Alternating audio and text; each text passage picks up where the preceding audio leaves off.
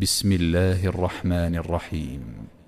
للذين استجابوا لربهم الحسنى والذين لم يستجيبوا له لو أن لهم ما في الأرض جميعا ومثله معه لافتدوا به أولئك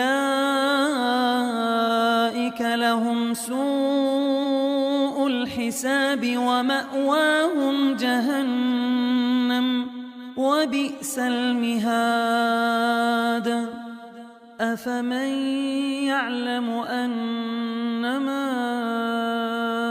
أنزل إليك من ربك الحق كمن هو أعمى إنما يتذكر أولو الألباب الذين يوفون بعهد الله ولا ينقضون الميثاق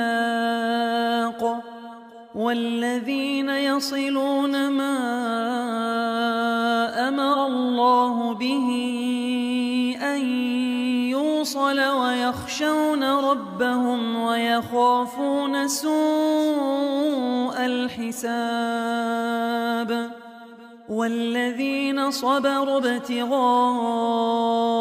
وجه ربهم وأقاموا الصلاة وأنفقوا مما رزقناهم سرا وعلانية ويدرؤون بالحسنة السيئة أولئك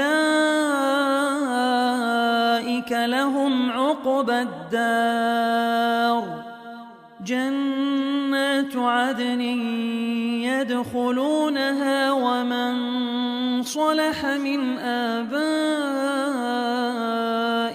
وأزواجهم وذرياتهم والملائكة يدخلون عليهم من كل باب سلام عليكم بما صبرتم فنعم عقبى الدار. والذين ينقضون عهد الله من بعد ميثاقه ويقطعون ما أمر الله به أن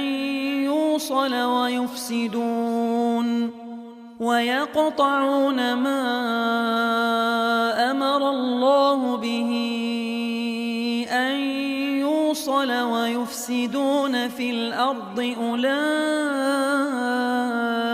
لهم اللعنة ولهم سوء الدار. الله يبسط الرزق لمن يشاء ويقدر وفرحوا بالحياة الدنيا وما الحياة الدنيا في الآخرة إلا متاع.